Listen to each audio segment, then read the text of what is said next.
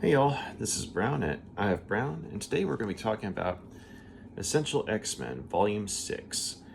The Essential line was a series of black and white reprints, for various books throughout the Marvel Universe. And for the X-Men, the Essential line ran for 11 volumes, which collected the entirety of author Chris Claremont's run on the book. And Claremont was basically the guy who set the gold standard for writing the X-Men series. And the first four volumes, I thought, did a good job of, for the most part, being a series of self-contained stories. And so while there were certainly elements from other books that would turn up here and there, for the most part, the reader wasn't altogether, confused or otherwise compelled to, scrounge around and try and, dig up information on events or characters outside the X-Men book, because the creative team was able to catch readers up on what was going on outside the X-Men series at that point in time, as well as get readers familiar with certain characters that were showing up that had otherwise not popped up in the X-Men book before. So volume 5 did contain some overlap with the New Mutants series, which was also written by Chris Claremont. But once again, though, the creative team was able to, for the most part, do a good enough job of, getting readers caught up on, who the New Mutants were, as well as, what was going on, in that particular book and how it affected, the X-Men issues at that point in time. On the other hand, though, with Volume 6, while this is a great collection and the stories contained herein are definitely classic, the overlap starts to become a problem, because you have overlap with, say, not only the New Mutants, but also, say, like the Longshot miniseries or X Factor. And that wouldn't necessarily be a problem in and of itself, but unfortunately, though, there came several points while reading this particular collection that I became more than a little confused, because certain characters, say, in one issue are written as, maybe, going off, into the sunset or something like that. But then, they pop up, a couple of issues later. And I'm not talking like several issues. I mean, just within the span of a couple of issues, and the whole dynamics changed. And you're like, how the heck did that happen? What's going on? So yeah, there were several moments like that. And I think this was definitely an instance where, the people who put this volume together, either they didn't care, or they just kind of assumed that, if you're reading, the X-Men and you've made it to volume 6, you already know everything that's going on with, the X-Men, universe or X-Men lore at this point in time. And so, they're already assuming that, for example, what's going on with Secret Wars 2 or X Factor, the series that started at around this point in time. But the thing is, while I might have been somewhat familiar, because I've read some other books that happen to take place around the same time, so maybe I was passingly familiar with certain events. That doesn't mean that I was wholly familiar with certain characters or certain events that tied into this, and didn't really have any sort of attempt to catch readers up on how certain characters came to be in changed in a certain way. And so people who aren't too familiar with events that were occurring outside the X-Men book at this point in time are probably going to be a little confused about it. So when it comes down to it, I'll try and give y'all maybe an abridged version of how certain things came to be. But for the most part, though, I mean, once again, I mean, this is a great collection, and there are definitely some iconic stories and memorable bits of character development. And Claremont continues to be an excellent writer, and the characters continue to be fleshed out, and the artwork is still on fire, so to speak. So let's go ahead and get into it. So it starts off with kind of a bit of a 1-2 punch with the Trial of Magneto storyline, as well as the New Mutants and X-Men, taking a trip to Asgard. And so those two storylines more or less happened around the same time. And so what ends up happening first off is Magneto is arrested by this group called Freedom Force. And Magneto at this point in time was trying to turn over a new leaf and was renewing his friendship with Charles Xavier, and was basically trying to be a better person. But he's arrested by Freedom Force, which was actually made up of the Brotherhood of Evil Mutants. But they've basically turned themselves over to the government as bounty hunters. And so you have a group of deadly X-Men enemies acting on behalf of the United States government, and their first assignment was to apprehend Magneto or arrest Magneto. And while there is a fight, the fact that it's happening at a Holocaust memorial is something that gives Magneto some pause, because this is something that he doesn't want to.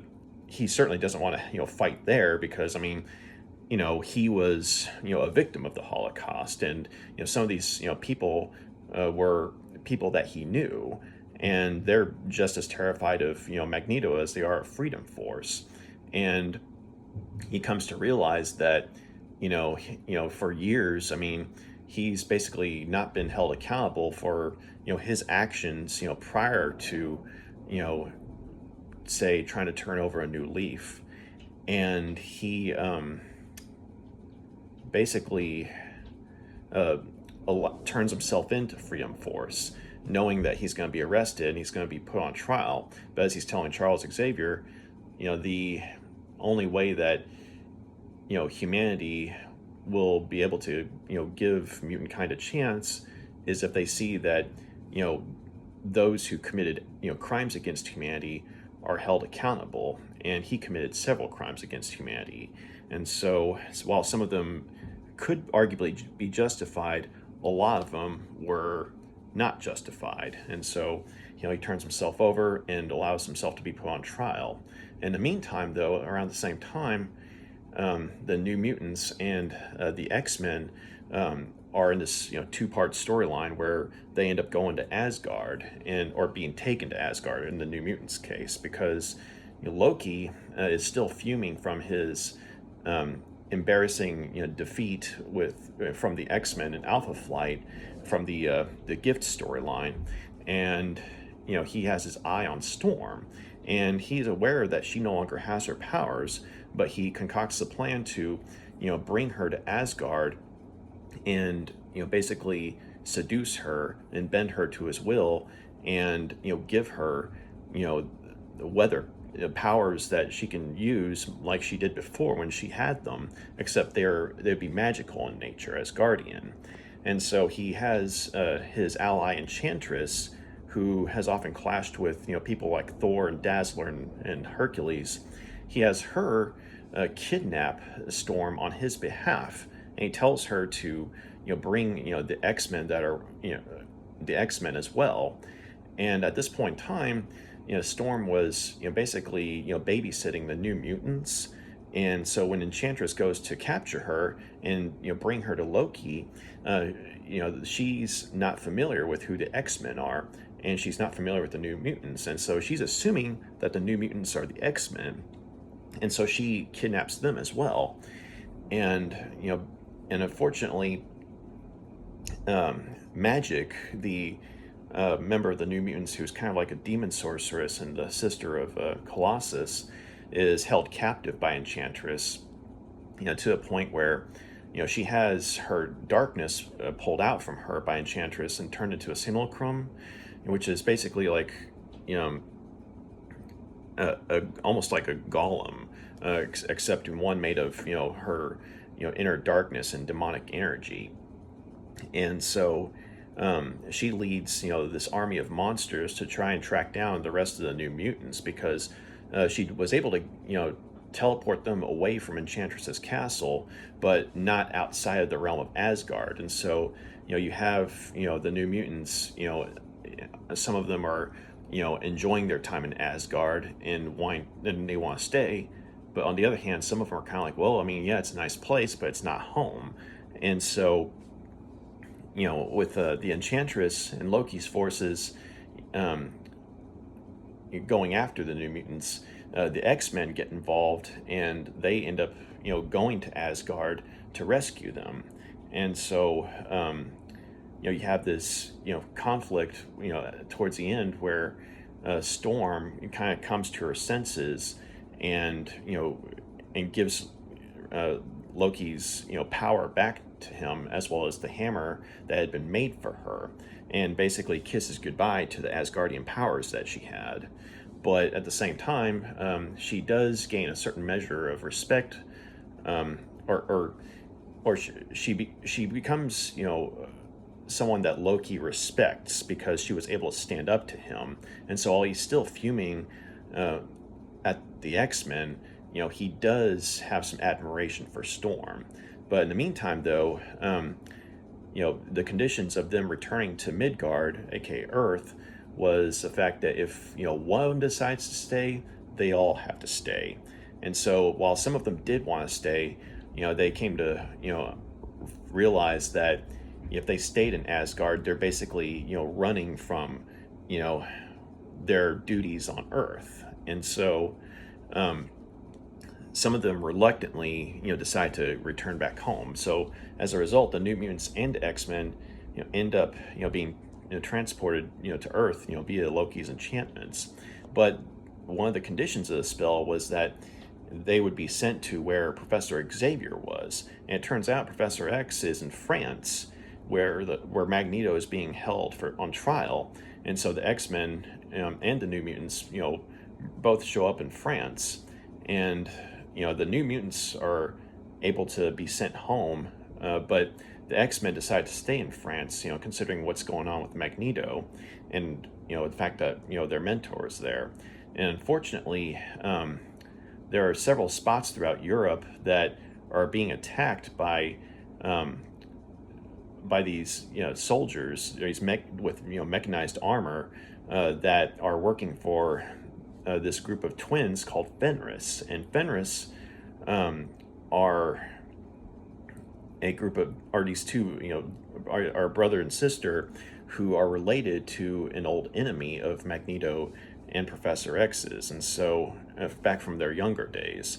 And so basically they're trying to avenge themselves on Magneto, to avenge their father's memory. But their father was not a good guy, and neither are they good people. And at the end of the day, though,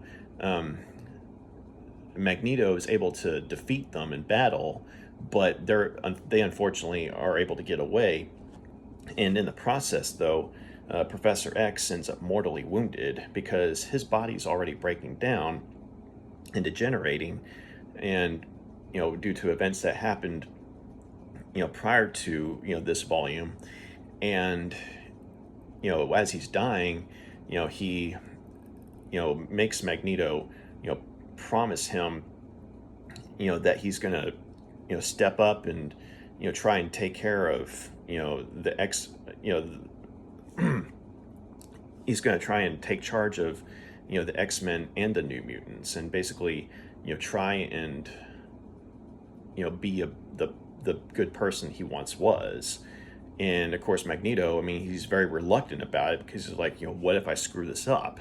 And Professor X is basically saying that the only way you're going to know for sure is if you try, but you won't know if you don't.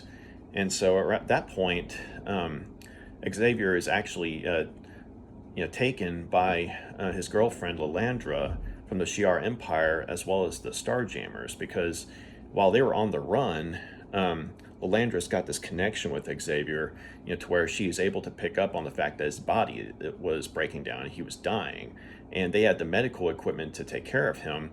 But the problem was the technology that was required to get them from point A to point B, transportation-wise, was damaged. And so as a result, while Professor X is taken by them, he's not going to make it back to Earth, for most likely a couple of years at least. And so Magneto, agrees to take charge of the school.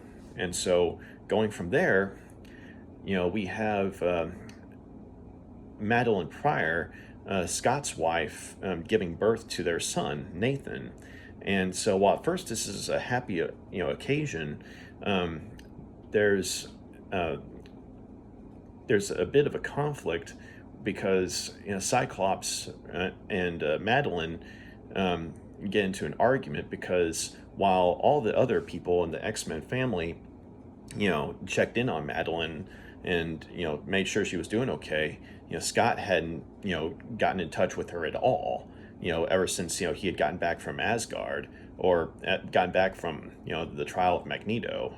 And for the record, due to the events transpiring as they did, Magneto is basically given a second chance by the court because they determined that while yes he had committed crimes against humanity, up to a certain point those crimes were that of a different person because he had been at one point turned into a child due to a conflict in another storyline, and then he had been turned back into an adult, and years later, and as a newborn adult, I mean he had still committed crimes against humanity, but some of these crimes he was able to justify, and some of the people in the court and the public came to sort of at least understand where he was coming from, plus the fact that he actually defended the people in the courtroom against the forces of Fenris. And so when they saw him in action,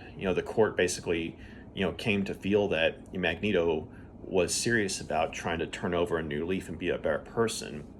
And so basically he was declared not guilty, but they're pointing out that the greatest judge is going to be humanity itself, and so only time would tell. Okay, so going back to Madeline Pryor and Scott, they're arguing, because Scott's basically distancing himself from her, even though he's the father of their child, and he's supposed to be he's supposed to be there for her as a husband, but the thing is, he's been so used to living and working with the X-Men for so long that the thought of fatherhood and marriage basically terrifies him.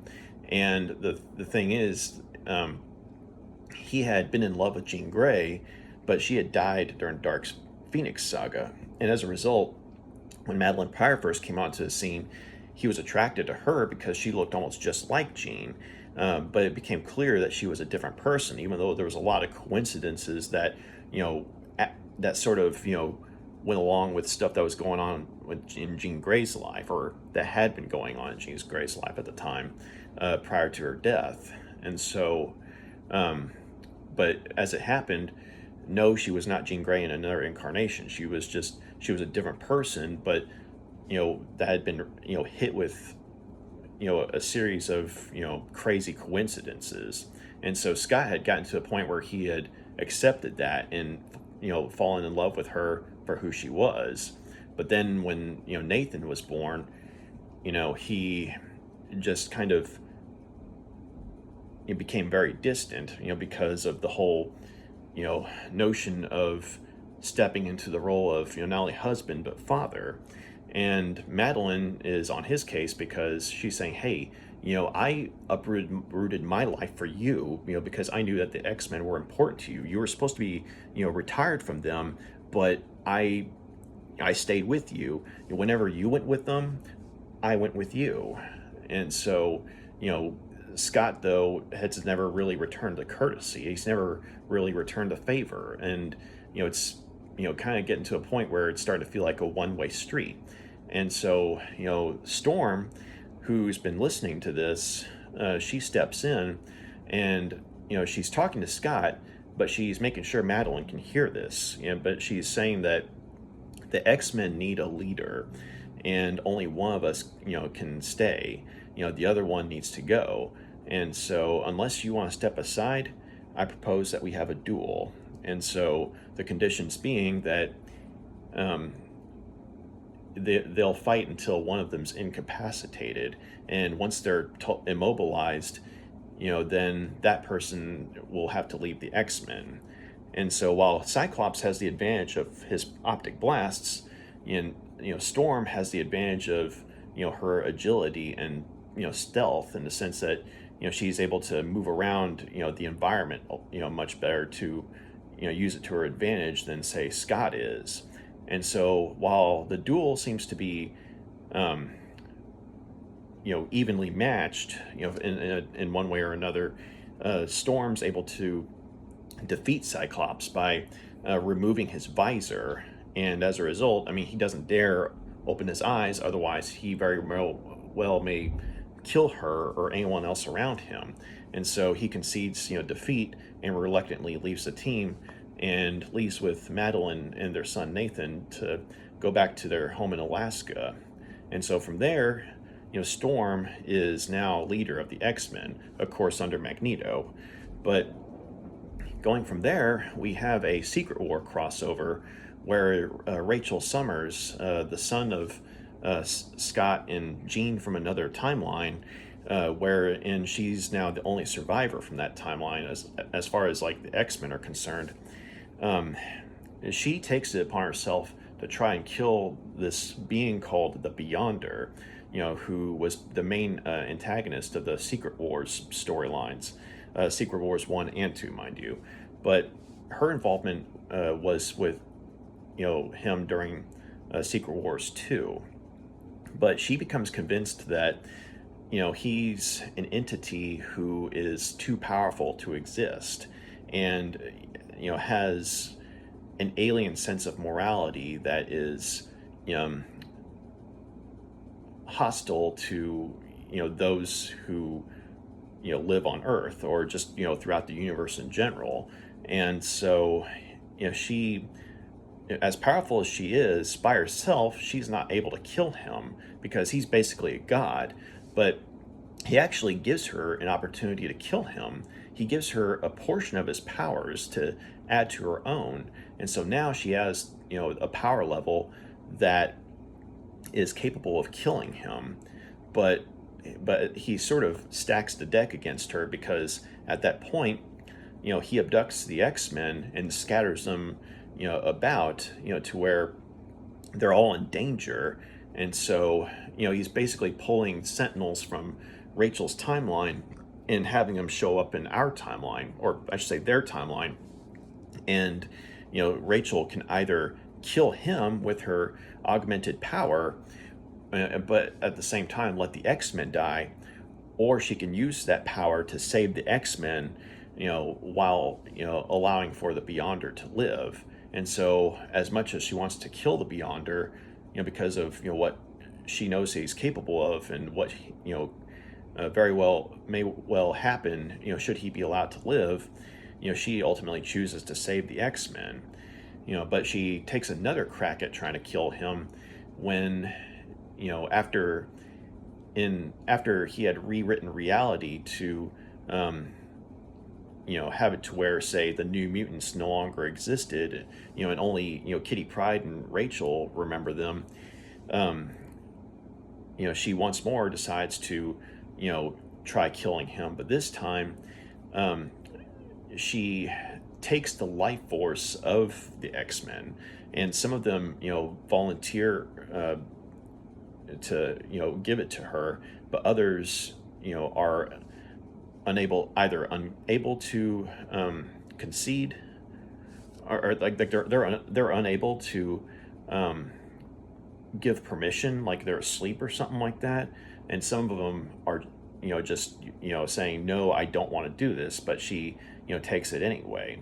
And so she's driven by the life force of her friends, and she also still has the power that Beyonder gave her. But her plan is to go back to the Imcron crystal and open it up and unleash the neutron galaxy contained within, because that would result in a universe devouring black hole. And in her mind, if the universe is destroyed, then the Beyonder will be destroyed. And so she's in the process of reaching out to the universe, and in the process makes contact with every single life form in the universe.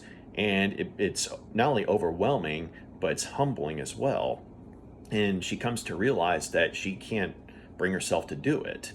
And so, she, gives up her plan, which disappoints the Beyonder, because it turns out, he had actually allowed her to get that far, because she is one of the only people in this universe that was able to pose a threat to her. And he also had some measure of respect for her determination. And he basically wanted to give her and the X-Men, a really good send-off, a good way to go out. And destroying the universe would have been it. Except, of course, for him, all he'd have to do is step outside reality and, start a new universe. And whereas the old universe would just be destroyed, and Rachel would be the instrument of its destruction.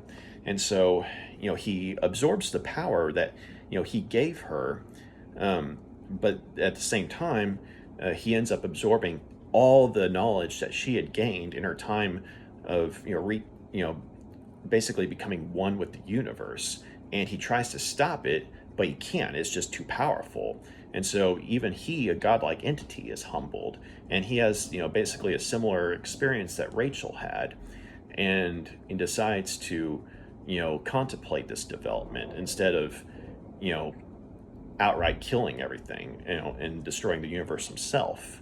And so from there, events proceed to where that whole Secret Wars storyline is wrapped up in events outside of the book, and we get a Nightcrawler story, a solo one, where he basically has a dark night of the soul, because he was already terrified of the Beyonder, but when he had abducted the X-Men and scattered them around to test Rachel, for some reason he left Nightcrawler where he was. And so while Nightcrawler was initially thankful that Beyonder didn't abduct him because he didn't want to face him again, he was also ashamed of himself for being glad that the X-Men were abducted and not him.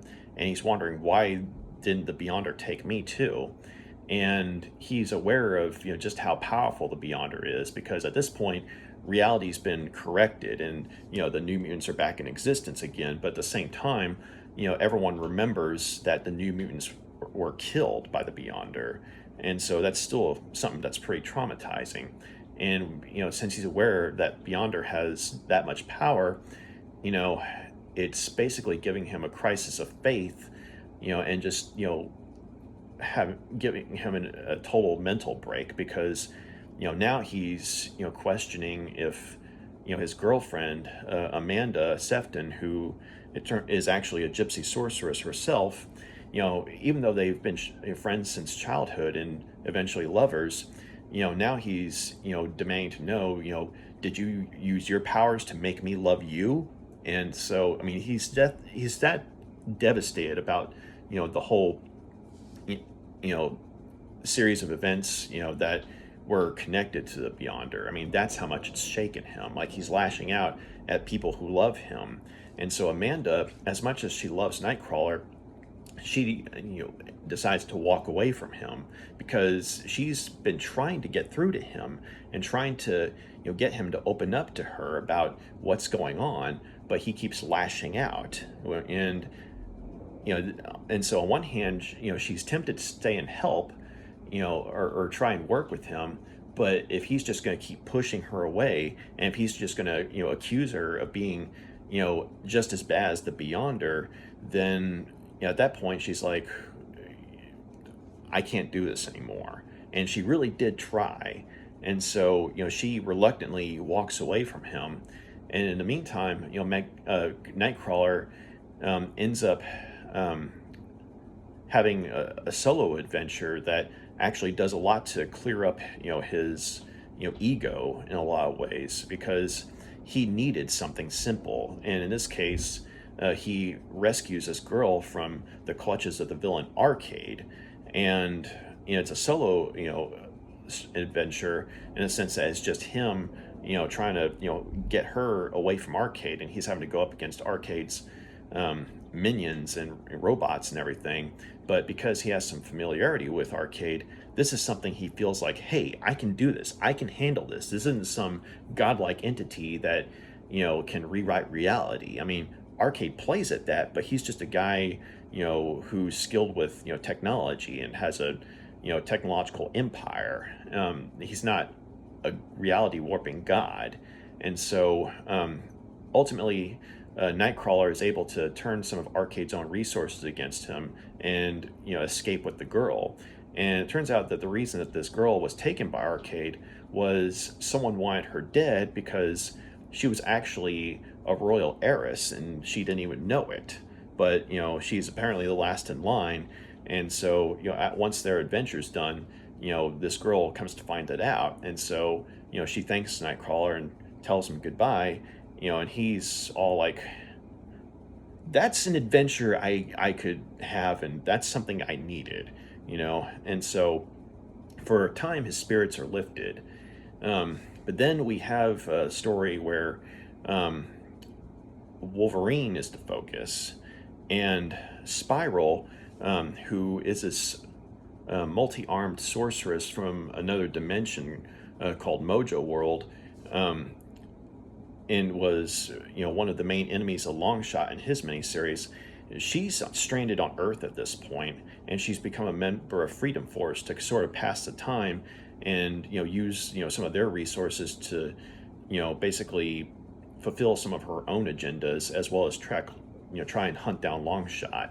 But she's formed this other dimensional facility called the Body Shop, where people can be transformed by her magics and her technology. And so you have the character of Lady Deathstrike, who was initially somewhat of an ally of Wolverine, but eventually became an enemy of his, and became convinced that the only way she could restore her family honor was to kill Wolverine, because she blames him for her family being dishonored.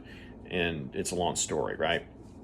But she and some Hellfire Club soldiers that had been mauled by Wolverine all have a vendetta against Wolverine, and so they turn to Spiral to be augmented and changed.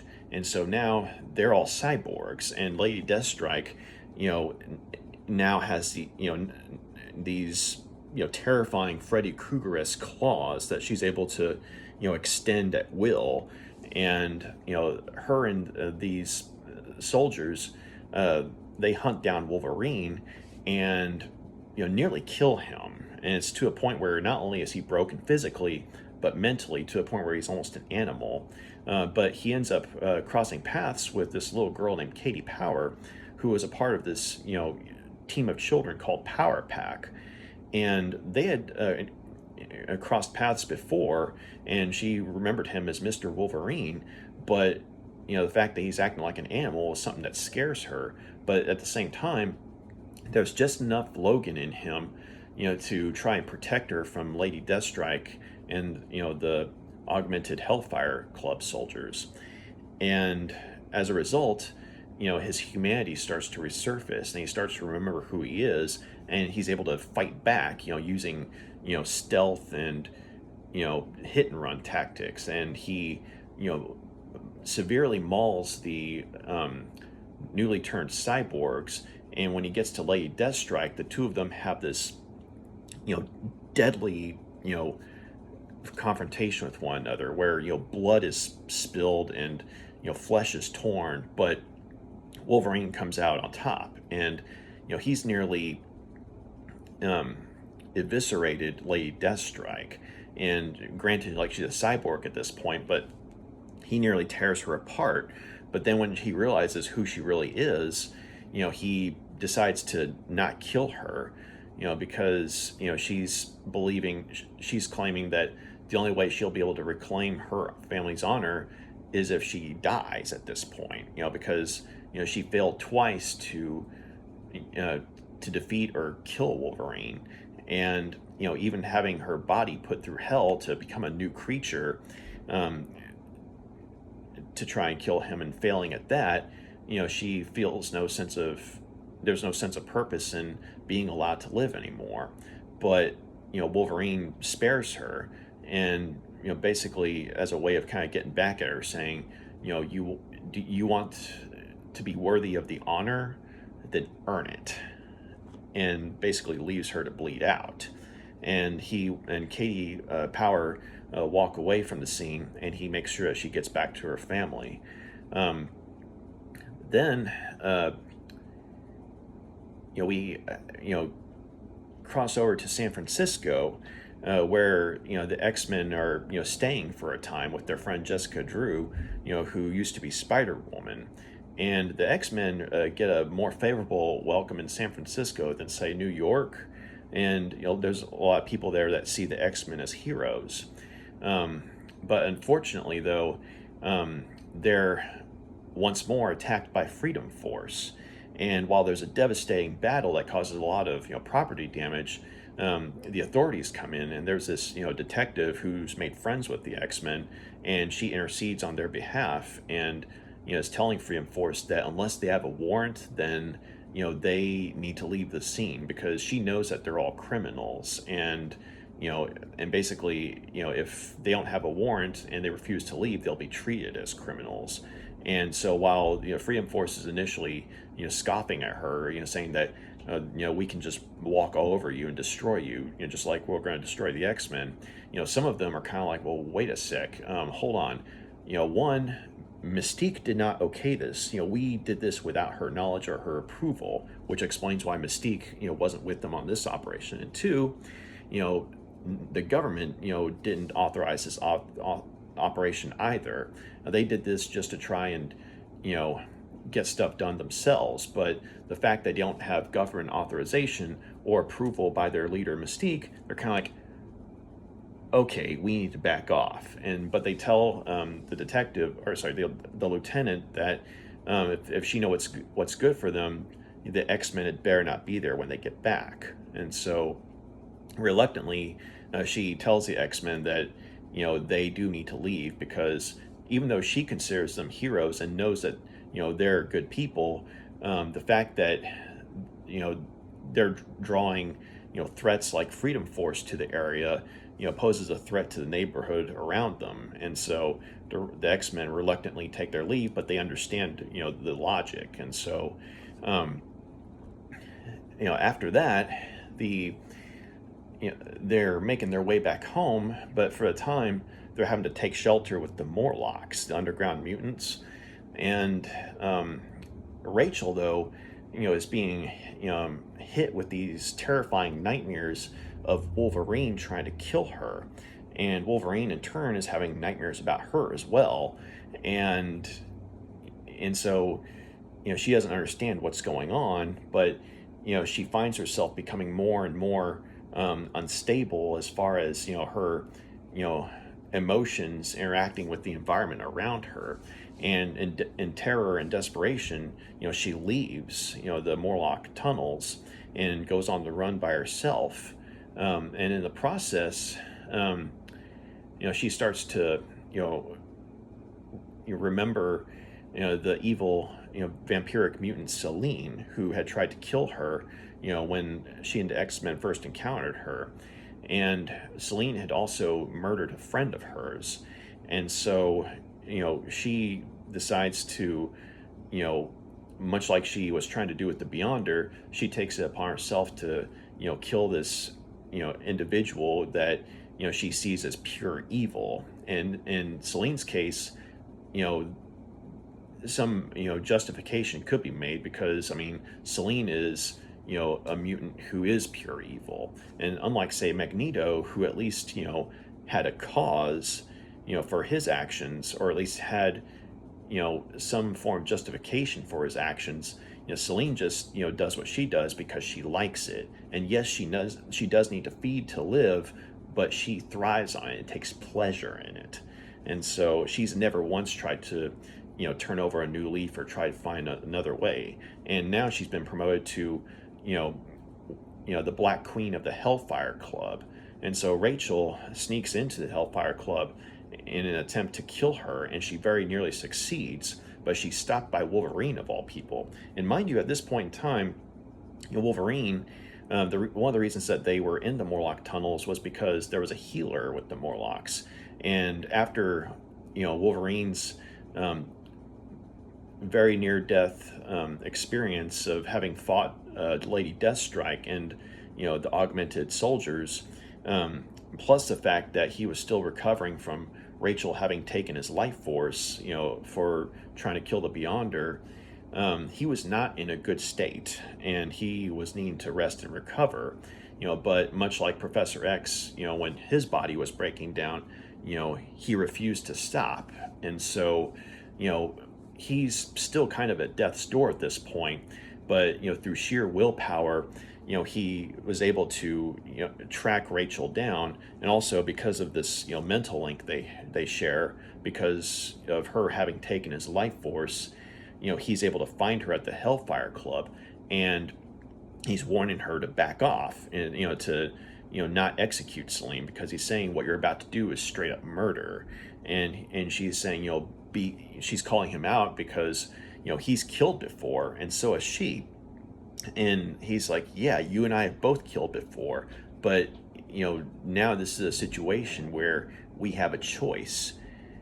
And he's saying, do we, serve to, do we go ahead and kill her and become judge, jury, and executioner, or do we serve as an example of what mutants could and should be, and because we're supposed to be heroes, we're supposed to stand for something. And he keeps warning her to power down and back off, but she refuses to do so, and says that the only way he's going to stop her is if he kills her. And so he unfortunately stabs her and mortally wounds her with his claws. And so at this point, she had been able to escape, using her powers, but she was bleeding out. And so, the X-Men are trying to find her because, they come to realize that, they underestimated just how bad, her past had traumatized her, and how, basically it's turned her into a ticking time bomb. And they underestimated, the amount of help that she actually needed. And they realized that they should have gotten her, said help long before now. But unfortunately, it's too late. And on the other hand, you have the Hellfire Club, trying to find her because they want to kill her because she attacked, Selene. But in the meantime, though, another party, gets involved, and that's Nimrod, the sentinel from, Rachel's, timeline. And, he's a mutant hunting sentinel who's developed some degree of sentience. Like, he's still following his programming to kill mutants, but he's also trying to protect humanity. So, like, he has, like, this family he's befriended and what have you. But when he, gets, Rachel on her scanners, on his scanners, as well as the X-Men and Hellfire Club, he, shows up at the park they're all at and very nearly kills all of them. And it gets so bad that the X-Men and the Hellfire Club reluctantly join forces to defeat Nimrod. And so while they are able to defeat him, they aren't able to destroy him because he, as badly damaged as he is, he ends up teleporting away.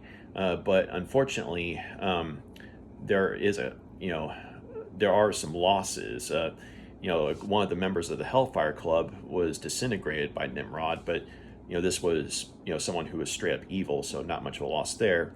But also Leland, the obese gentleman who was a member of the inner circle of the Hellfire Club. I believe he was the White King.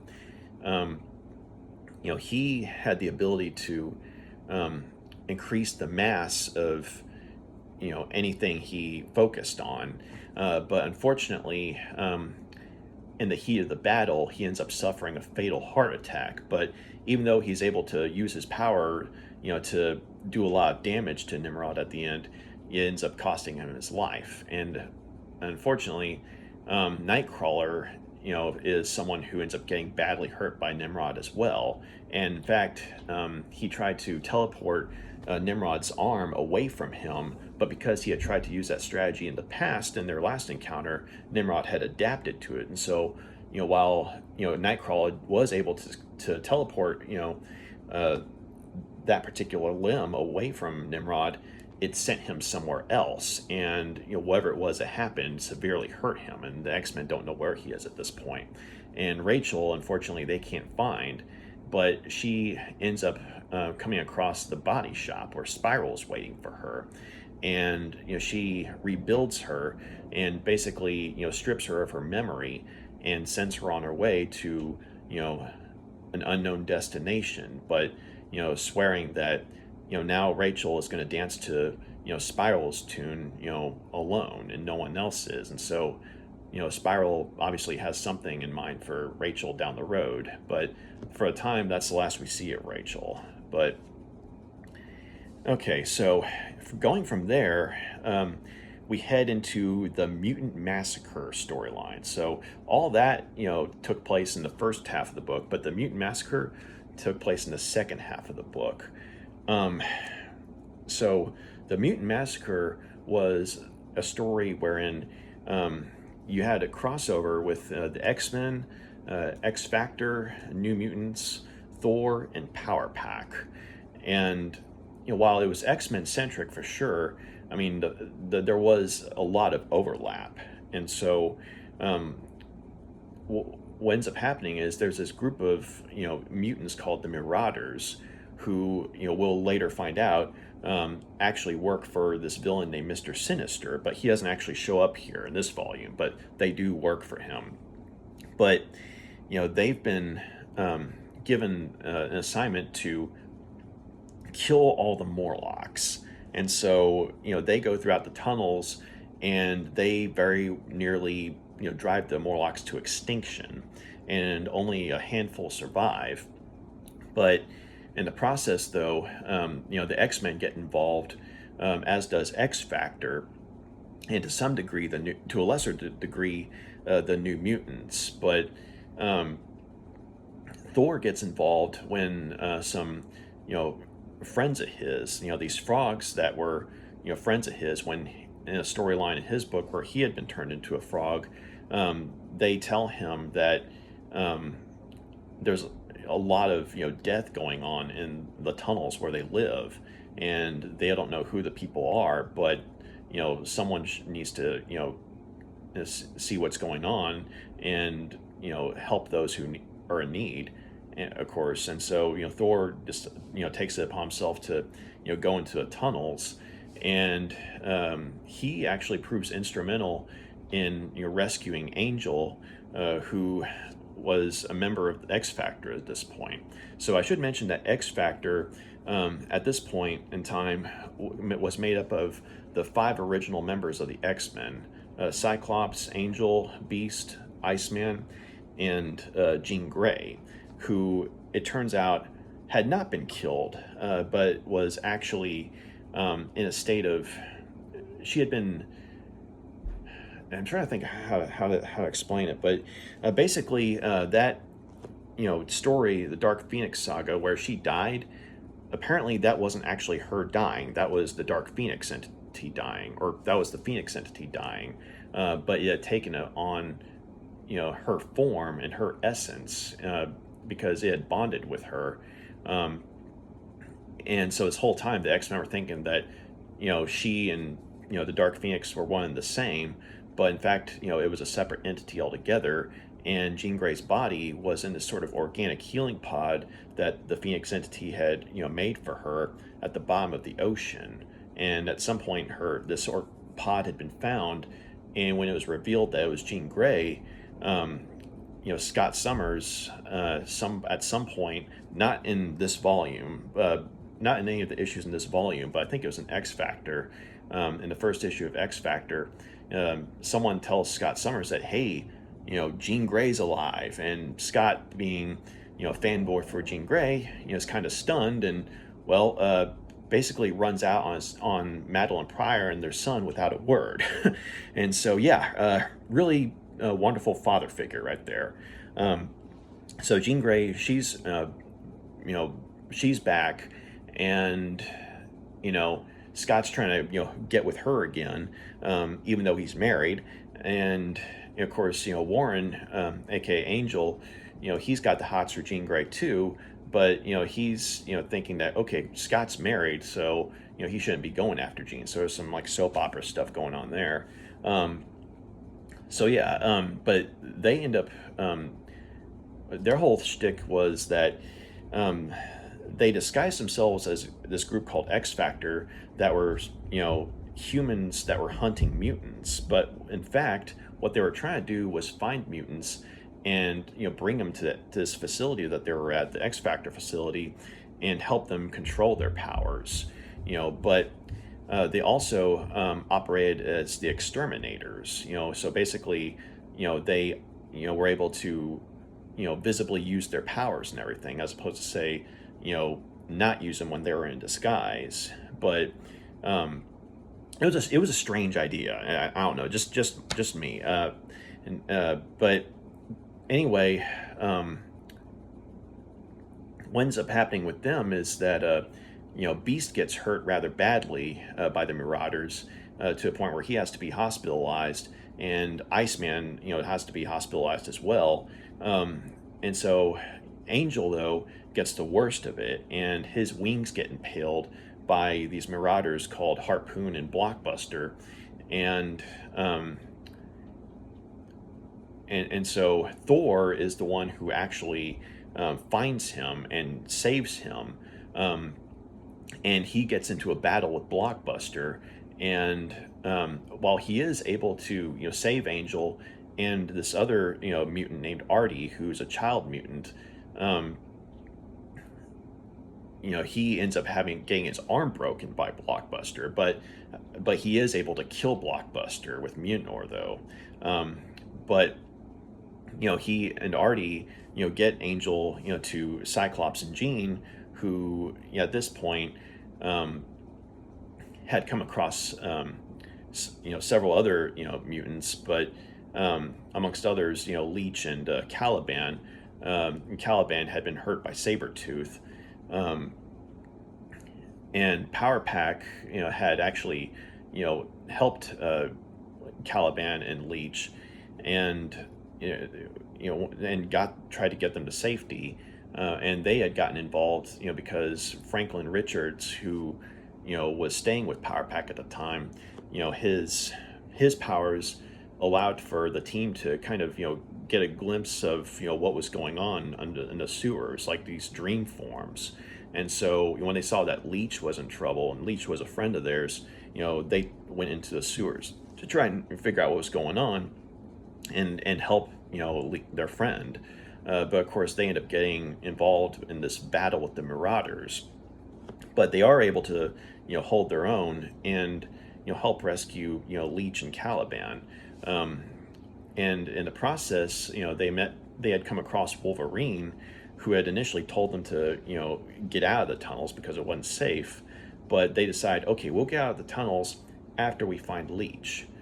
And they eventually, after they find Leech and Caliban, they also come across Cyclops and Jean, and they make sure that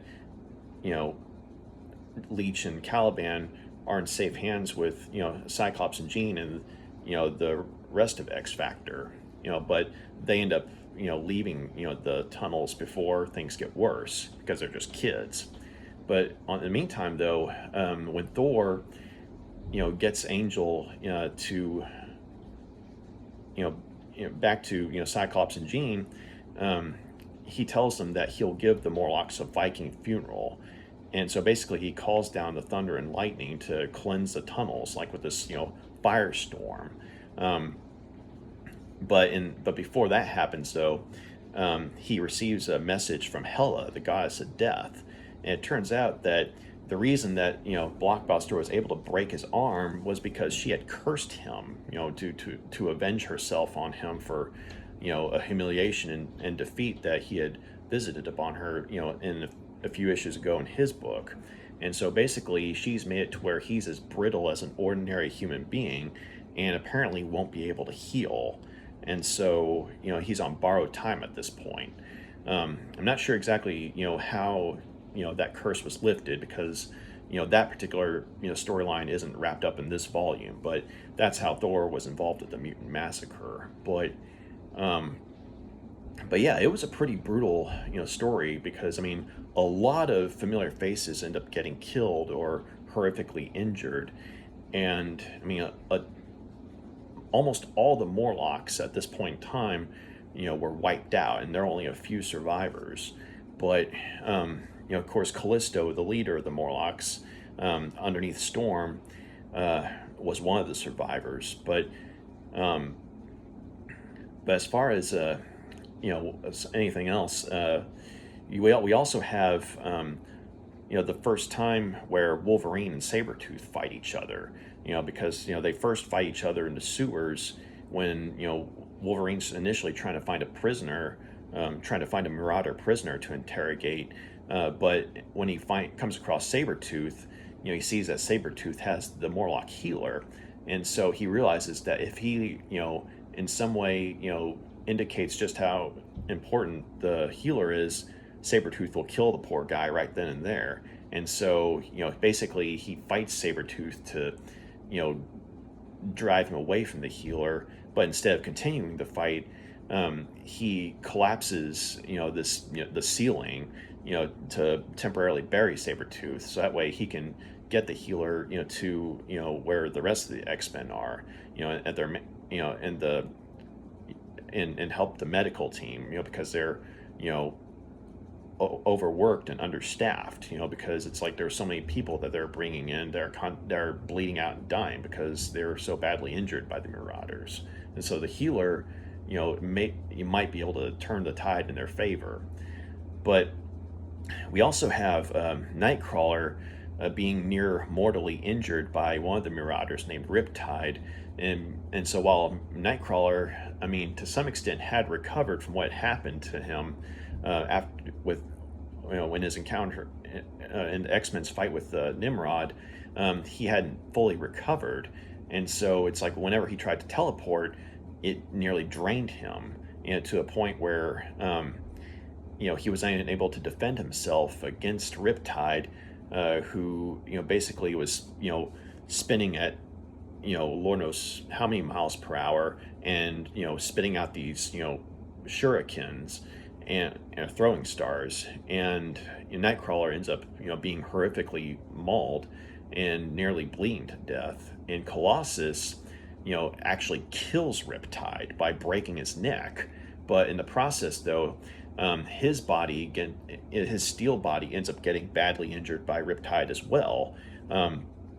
And while he doesn't bleed in his armored form, there's all these gashes that are basically leaking energy, or he's losing energy through these openings. And so Magneto actually tries to heal his body by tapping into the into the magnetics of, I guess, his body and what have you, because if Colossus is turned into his human form, he'll bleed out.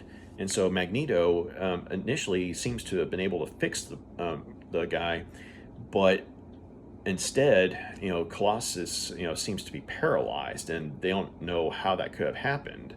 And Magneto, of course, is mortified at this, because he was genuinely trying to help the poor guy.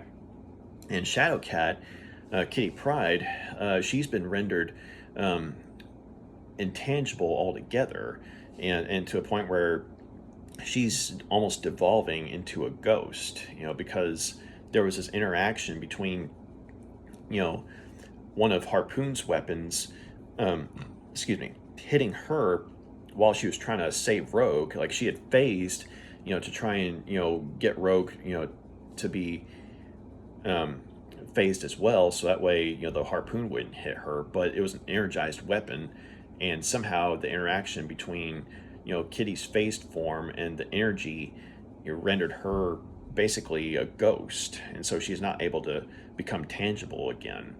And so the X-Men definitely take some hits here, but the story, though, it ends back at the mansion, where the character of Betsy Braddock, who was the sister of Captain Britain, but who had, basically been brought over into the regular Marvel universe in the New Mutants book. She gets some focus in the last issue of the storyline, and she's a telepath, and she's trying to find some way to be helpful to the X-Men, but they basically just see her as, a well-meaning but naive new blood, right? And so she's using her telepathy to you know try and keep an eye on the grounds around the mansion. But unfortunately, though, she makes contact with Sabretooth, who has made his way out of the tunnels into the mansion. But there's some kind of mental block in his mind, so much to the point that it ends up knocking her out. And so by the time she comes to, Sabretooth is already in the mansion, and he's already incapacitated Rogue, who was standing guard outside, and he nearly kills her.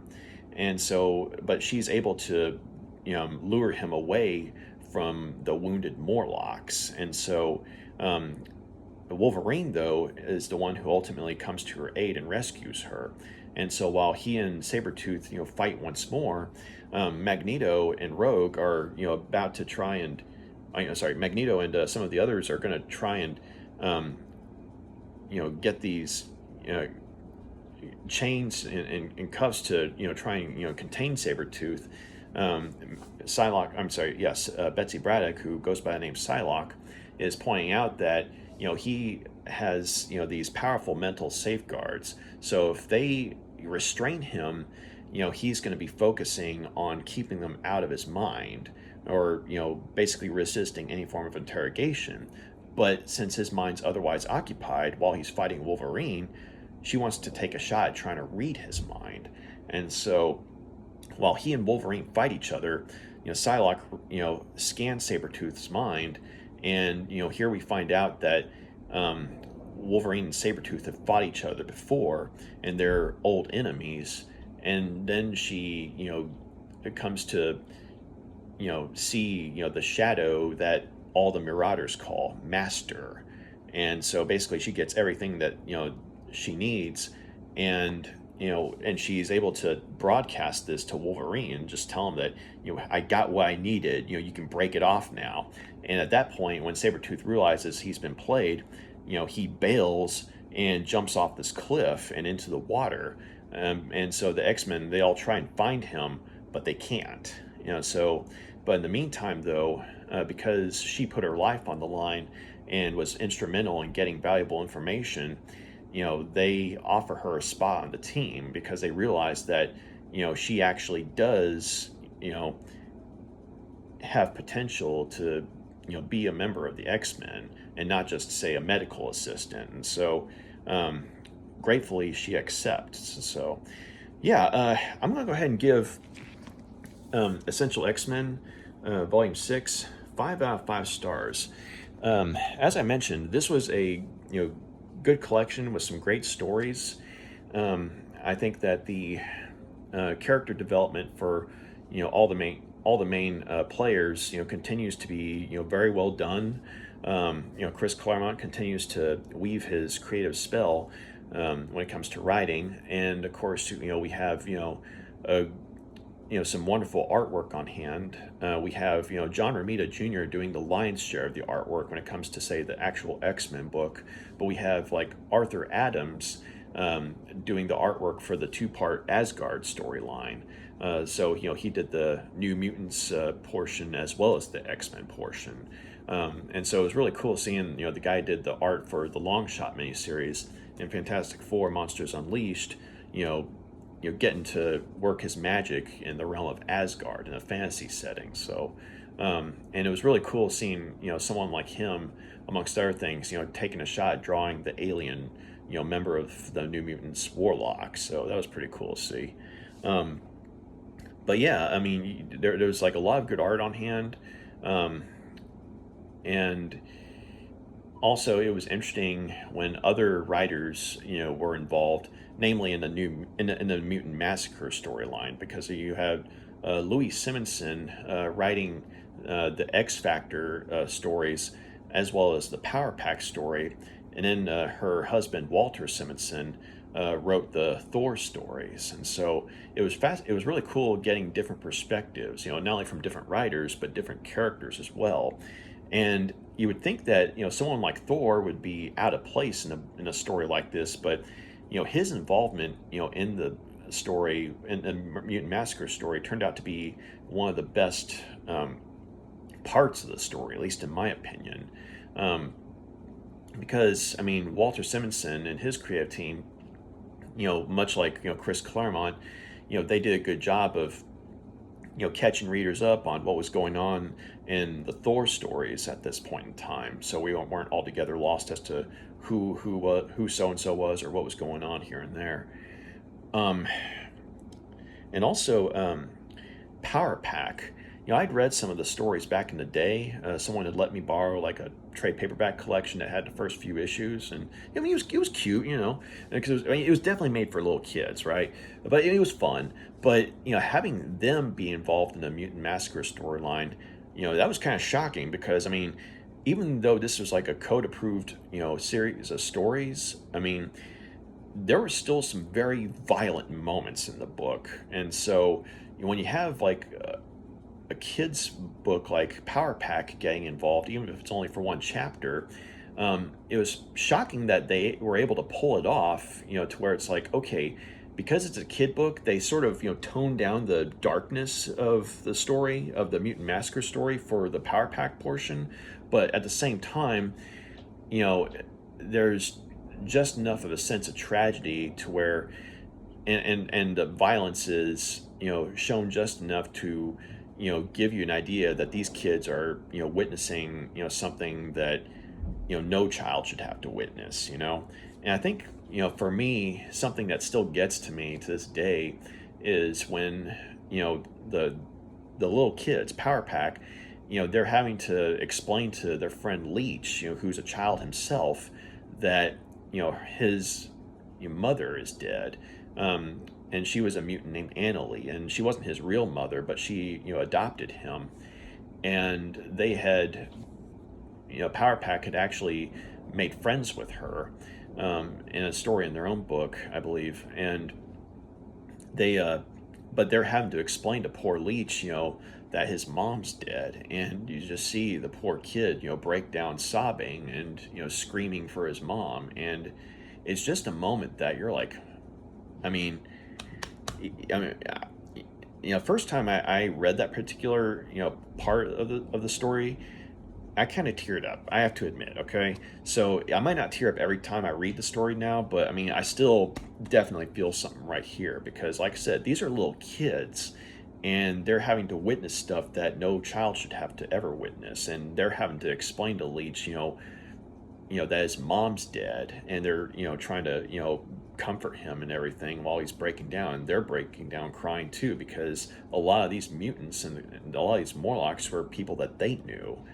And so, and this is something that when it's happening, is witnessed by Cyclops, and him having basically been a douchebag throughout this whole thing, what with having run out on his wife and son,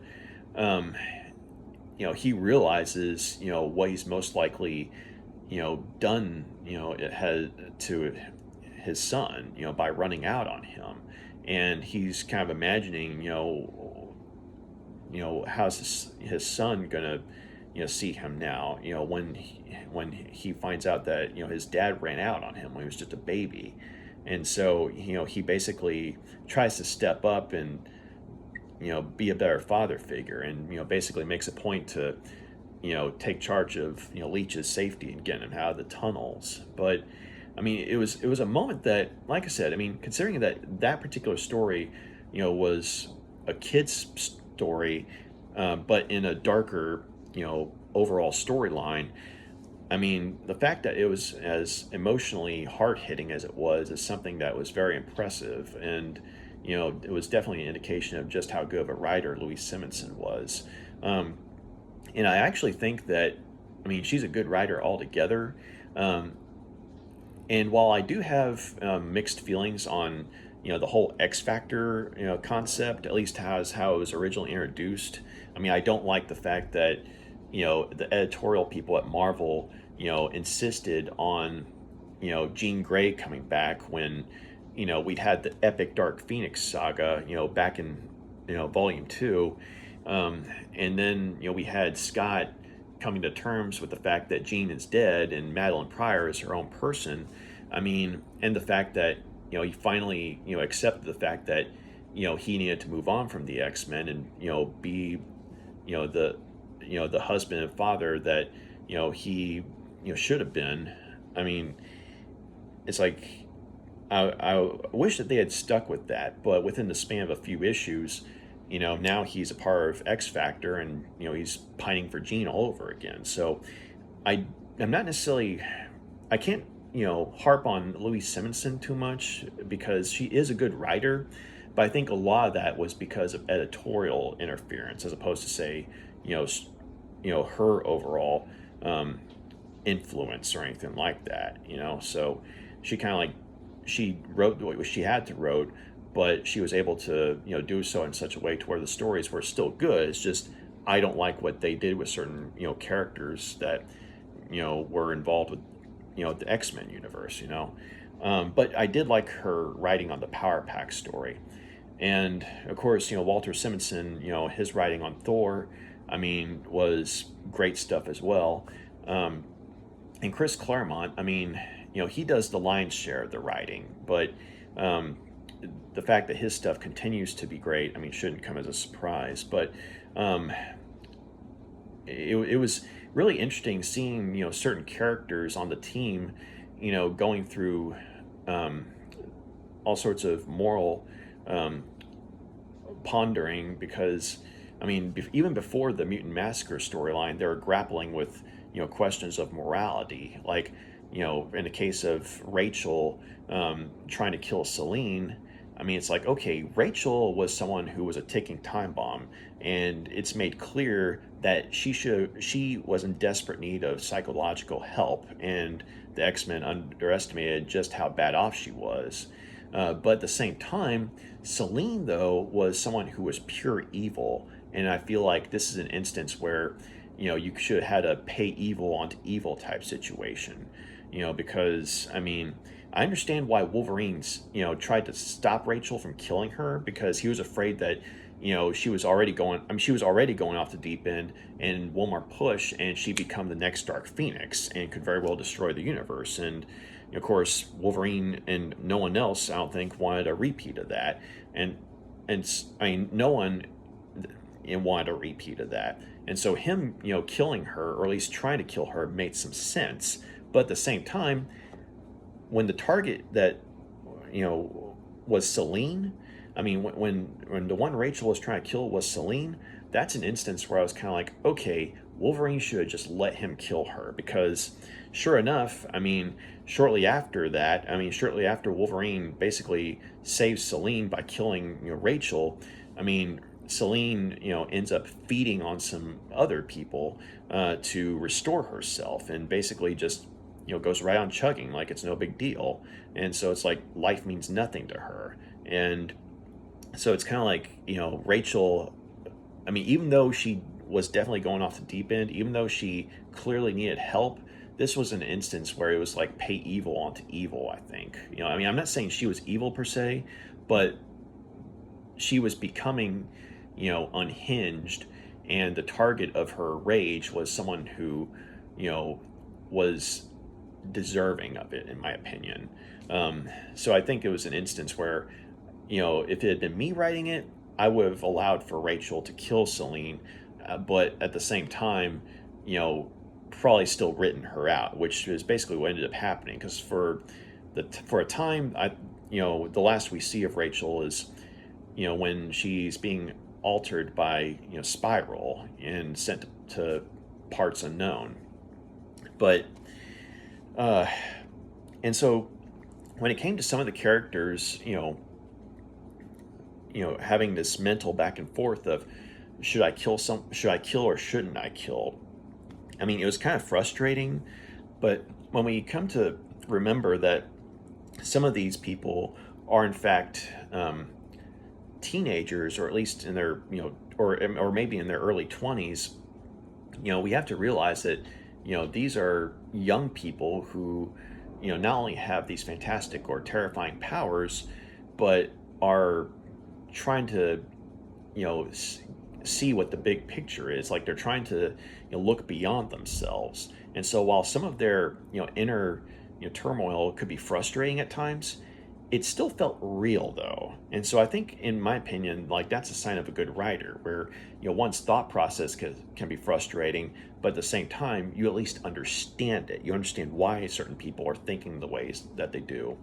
But when you're confronted with people like, say, Selene or the Marauders, I mean, there are several instances where, certain characters, they initially, act like they're going to try and, kill some of these villainous characters, but then they chicken out because they can't bring themselves to do it because they're not killers, But then when you see what the Marauders do, it's like, I think, God or whatever higher power is watching would be willing to overlook this. I mean, if we're talking, pure evil, people like the Marauders or Selene, yeah, you're more than justified. So yeah, I mean, I do wish that there'd been more of a pay evil onto evil bit, but unfortunately, though, because the Marauders, I mean, they do come back in, later storylines, and so there's, a bit where it's like, okay, yeah, the X-Men do some damage to them, and Colossus at least kills Riptide, but and yeah, Thor does kill Blockbuster, which that was pretty cool. I was like, yes, because Thor, I mean, he's a warrior, so him killing someone, it's like, hey, there's no, a moral question about it. I mean, you were in the right, and Blockbuster was straight up evil, and so, I mean, this was someone who, much like Riptide, you're kind of like, yeah, I mean, Colossus and, Thor were justified in killing these, villains, because, I mean, they just weren't going to stop, and they took pleasure in what they did, so, yeah, it just, I guess, you get older and you do appreciate how multifaceted all this stuff is, because I feel like with some characters, if they had gone through with, killing certain villains, I mean, it would have scarred them for life, especially if they're younger and innocent and what have you. But on the other hand, when they chicken out and someone else steps up, someone's like, hey, I've been in the darkness, long enough to handle this. Let me take a shot at it. That's when it's like, okay, now the scales are balanced. But that unfortunately doesn't always happen, though, in this book, because, I mean, they do some damage to each other, but the Marauders just keep coming back. And so I don't know how much of that is, because of editorial, or what, but, so while the Marauders, don't, leave, the battle unscathed, I mean, there is, some frustration at the fact that, certain, people in this, story, had the opportunity to kill, people who needed to be put down, because they were pure evil, but they didn't kill them, uh, so yeah, this was, as I said, some of the writing was frustrating, when it was coming to, say, certain characters, trying to, decide whether or not to, kill someone, or to be just as, dangerous as, the villains they're fighting. But at the same time, at least, their thought processes were understandable and relatable. And, because we've gotten to know certain characters, throughout these volumes, these thoughts at least made sense. So, once again, I think that's a sign of a good writer. Just because a character's actions are frustrating, if it at least makes sense in context, I think that actually works in the story's favor. So, but yeah, once more, this was a good collection. You got Essential X-Men Volume 6, 5 out of 5 stars. So thank you very much for taking the time to check out my review. And you got any questions, comments, please drop a line and let me know. And if you like what you see here, feel free to like and subscribe. And if you made it this far, thank you very much. Y'all take care. Bye.